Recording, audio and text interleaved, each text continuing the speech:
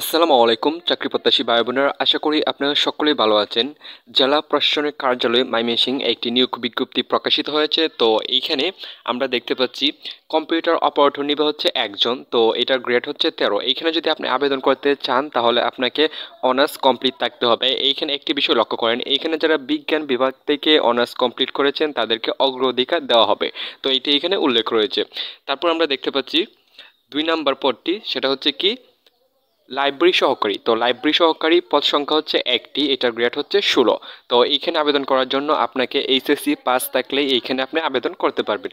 তো লাইব্রেরি সহকারী পদে আপনি যদি আবেদন করতে চান তাহলে আপনি এইচএসসি ফার্স্ট থাকলেই আপনি এই পদে আবেদন করতে পারবেন।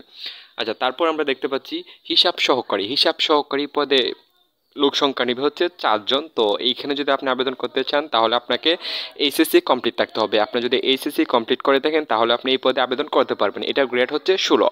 তো এই পদে আবেদন করার জন্য আর অবশ্যই দেখেন সবগুলোর জন্য আপনাকে কম্পিউটার চালানোয় দক্ষতা থাকতে হবে। তো দেখেন কম্পিউটার চালানোয় দক্ষতা থাকতে হবে। তারপর লক্ষ্য করেন আমরা 4 নম্বরের যে পোস্টটি রয়েছে সেটা হচ্ছে সার্টিফিকেট সহকারী নিবে হচ্ছে 5 জন। তো এটার গ্রেড হচ্ছে 16। এইখানেও আপনাকে এইচএসসি কমপ্লিট থাকলে আপনি এইখানে আবেদন করতে পারবেন। তো অবশ্যই আপনাকে কম্পিউটার চালানোয় দক্ষতা থাকতে হবে। তারপর লক্ষ্য করেন 5 নম্বর যে পদটি রয়েছে সেটা হচ্ছে বেঞ্চ সহকারী। তো বেঞ্চ সহকারী পদে লোক নিবে হচ্ছে 2 জন। তো এটার গ্রেড হচ্ছে 16। তো এইখানে যদি আপনি আবেদন করতে চান এইখানেও আপনি এইচএসসি কমপ্লিট থাকলে আপনি এইখানে আবেদন করতে পারবেন। তো এটার গ্রেডও হচ্ছে 16। তো এইখানে আবেদন করার জন্য আপনাকে কম্পিউটার চালানোয় দক্ষতা হতে হবে। তো আশা করি আপনারা নিয়োগ বিজ্ঞপ্তিটি বুঝতে পেরেছেন। আসসালামু আলাইকুম প্রিয় চাকরি প্রত্যাশী ভাই।